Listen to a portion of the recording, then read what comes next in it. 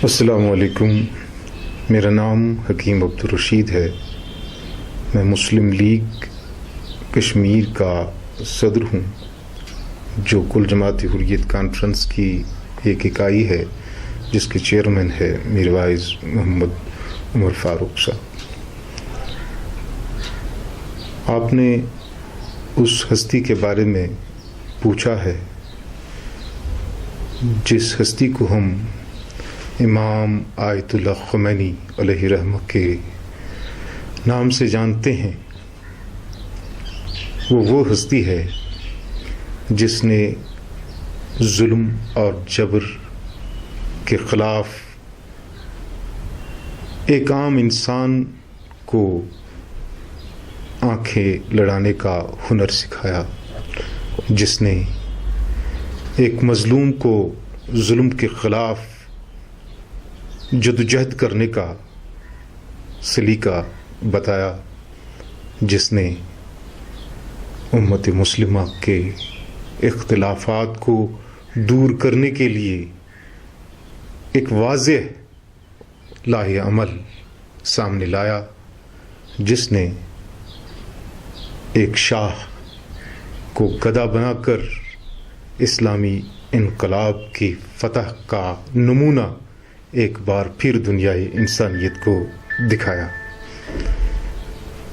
دراصل امام خمینی علیہ رحمہ ہی وہ عظیم ہستی ہے جس کے بارے میں مظلوم کشمیریوں کو یہ احساس ہے کہ یہاں جو تحریک چلی وہ ان کے نظریات، ان کے افکارات اور ان کی تحریک سے متاثر ہونے کا نتیجہ ہے، کیونکہ ان کی تحریک ظلم و استبداد کے خلاف مظلوموں کی تحریک تھی۔ ان کی تحریک سوئی امت مسلمہ کو جگانے کی تحریک تھی۔ ان کی تحریک مردہ دلوں میں نور محمد عربی صلی اللہ علیہ وسلم بھرنے کی تحریک تھی۔ ان کی تحریک لا الہ الا اللہ محمد رسول اللہ صلی اللہ علیہ وسلم کی بنیاد پر مسلمانوں کو متحد اور مجتمع کرنے کی تحریک تھی۔ ہم آج بھی اس عظیم ہستی کو سلام عقیدت پیش کرتے ہیں، اور ہمیں یہ امید ہے کہ جو خواب امام آیت اللہ خمینی علیہ رحمہ کا تھا وہ پورا ہوگا، وہ پورا ہو کر رہے گا۔ وہ خواب امت مسلمہ کی وحدت کا خواب ہے، وہ امت مسلمہ کی زبوں حالی کو دور کرنے کا خواب ہے۔ وہ خواب مسلمانوں کو فرقوں اور مختلف مکتبوں میں بٹنے کے بجائے وحدت کلمہ کی بنیاد پر ایک کرنے کا خواب ہے، اور ہم سمجھتے ہیں کہ ان کا وہ خواب جائز خواب ہے۔ اس خواب کی تکمیل ہوگی، کیونکہ انہوں نے کوئی نیا نظریہ اور نیا نعرہ نہیں دیا۔ انہوں نے جو تحریک مسلمانوں کے اندر پیدا کی، وہ تحریک اصل میں انبیاء کی تحریک تھی۔ وہ تحریک محمد عربی صلی اللہ علیہ وسلم کی تحریک تھی، جس پیغمبر برحق صلی اللہ علیہ وسلم نے مسلمان کو بتا دیا المسلم اخو المسلم، اور امام خمینی علیہ رحمہ نے اسی المسلم اخو المسلم کی ایک ایسی تعبیر دنیا کو بتا دی کہ نہ کوئی شیعہ رہا نہ کوئی سنی رہا۔ انہوں نے شیعہ سنی کے اختلافات کو دور کر دیا۔ یہی وجہ ہے کہ یہاں کشمیر میں جب یہ تحریک چلی، یہاں انقلاب نے ایک اور نئی کروٹ لی، تو یہاں انہی نعروں سے اس انقلاب کو آگے بڑھایا گیا، اور نعرے تھے شیعہ سنی بھائی بھائی، ایران سے خبر آئی، ایران سے خبر آئی، شیعہ سنی بھائی بھائی۔ یہاں کہہ دیا گیا لا شرقیہ و لا غربیہ، اسلامیہ اسلامیہ۔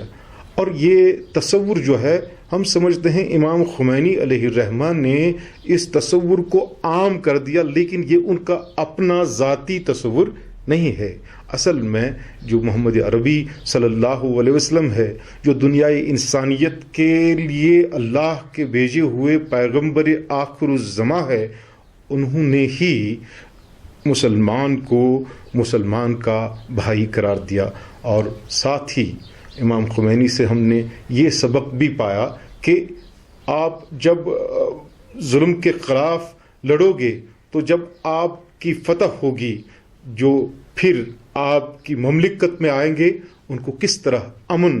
اور سکون کے ساتھ آپ اس ریاست میں ان کا تحفظ کرو گے۔ اور ہم نے دیکھا، تاریخ نے پھر ایک بار دیکھا، جو انقلاب ایک اعلیٰ مقصد کے لیے قائم کیا گیا، اور پھر جب وہ مملکت اس نقشے پہ سامنے آئی وہاں سارے مامون رہے۔ اور آج بھی ہم دیکھ رہے ہیں مملکت ایران اگرچہ ایک قوت بن کے ابھر رہی ہے ماشاء اللہ، لیکن ساتھ ہی ہم دیکھتے ہیں کہ وہ دنیا کے تمام ان لوگوں کو یہ باور کرا رہے ہیں کہ ہم کسی ذات کے خلاف نہیں، ہم کسی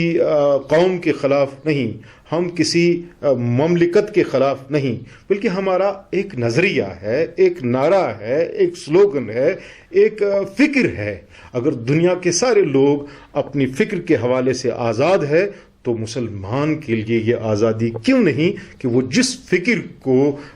محسوس کر رہا ہے اس فکر کی تشریح کرے، اس فکر کی ترویج کرے، اس فکر کو پھیلائے۔ یہ آج بھی ایران کے ہمارے جو وہاں کے ذمہ داراں ہیں وہ اپنی فکر کی ترویج کر رہے ہیں، اور ہم سمجھتے ہیں ان پہ کہیں بھی کوئی قدغن اس بنیاد پہ نہیں ہونی چاہیے کہ یہ رجعت پسند ہے، یہ اسلام پسند ہے، یہ بنیاد پرست ہے۔ ہم سمجھتے ہیں کہ اسلام ہی وہ واحد نظریہ ہے جو انسانیت کو بہتر زندگی فراہم کر سکتا ہے۔ اسلام ہی المسلم و اخو المسلم کی جہاں تعلیم دیتا ہے وہاں اسلام یہ بتا دیتا ہے یا ایھا الناس انا خلقناکم من ذکر و انثی وجعلناکم شعوبا وقبائل لتعارفوا ان اکرمکم عند اللہ اتقاکم، جس کا مطلب یہ ہے خالق کی کائنات فرما رہے ہیں اے انسانو انا خلقناکم، میں نے تم کو پیدا کیا ہے، من ذکر و انثی، ایک ہی مرد اور عورت سے، وجعلناکم شعوبا وقبائل، اور پھر میں نے گروہ اور قبیلے پیدا کیے۔ اور یہ گروہ اور قبیلے جو ہیں یہ فخر و غرور کے لیے نہیں، یہ کسی کو اعلیٰ اور کسی کو ادنا قرار دینے کے لیے نہیں،